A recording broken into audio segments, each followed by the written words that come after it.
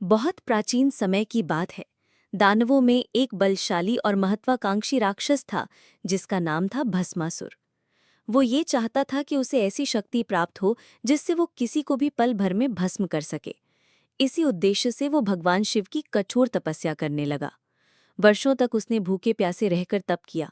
अंततः उसकी भक्ति से प्रसन्न होकर भगवान शिव प्रकट हुए। शिवजी ने कहा, वत्स, मैं तुम्हारी तपस्या से प्रसन्न हूँ। जो चाहो वरदान मांग लो। भस्मासुर ने कपट से कहा, हे प्रभु, मुझे ये वरदान दीजिए कि मैं जिसके सिर पर हाथ रख दूं वो तुरंत भस्म हो जाए। भोलेनाथ भूले हैं, उन्होंने बिना शंका की उसे वो वरदान दे दिया। अब भस्मासुर अहंकारी हो गया। उसने सोचा, अगर मैं भगवान शिव को ही भस्म कर दूं तो मैं अमर और सबसे बड़ा देव बन जाऊंगा। उसने तुरंत शिवजी पर हाथ रखने की कोशिश की। शिवजी समझ गए कि भस्मासुर धोखेबाज है और वे जान बचाकर वहां से भागे। पूरे ब्रह्मांड में भस्मासुर शिवजी के पीछे पीछे दौड़ता रहा। शिवजी अंततः वैकुंठ पहुंचे और भगवान विष्णु से सहायता मांगी। भगवान विष्णु मुस्कुराए और बोले, हे देवों के देव, आप चिंता ना करें, इस राक्षस का अंत अब निश्चित है।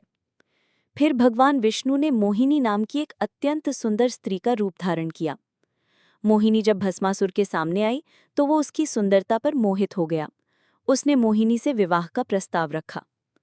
मोहिनी ने चतुराई से कहा, विवाह तो मैं करूंगी, पर पहले तुम्हें मेरे जैसा नृत्य करना होगा। भस्मासुर मोहिनी के इशारों पर नाचने लगा। मोहिनी नृत्य में विभिन्न मुद्राएं दिखाने लगी। जब उसने अपने सिर पर हाथ रखने की मुद्रा दिखाई तो भस्मासुर ने भी वही किया। और जैसे ही उसके हाथ ने उसके अपने सिर को छुआ, वो पल भर में ही भस्म हो गया। शिवजी का संकट टल गया। देवताओं ने भगवान विष्णु की बुद्धिमत्ता की सराहना की।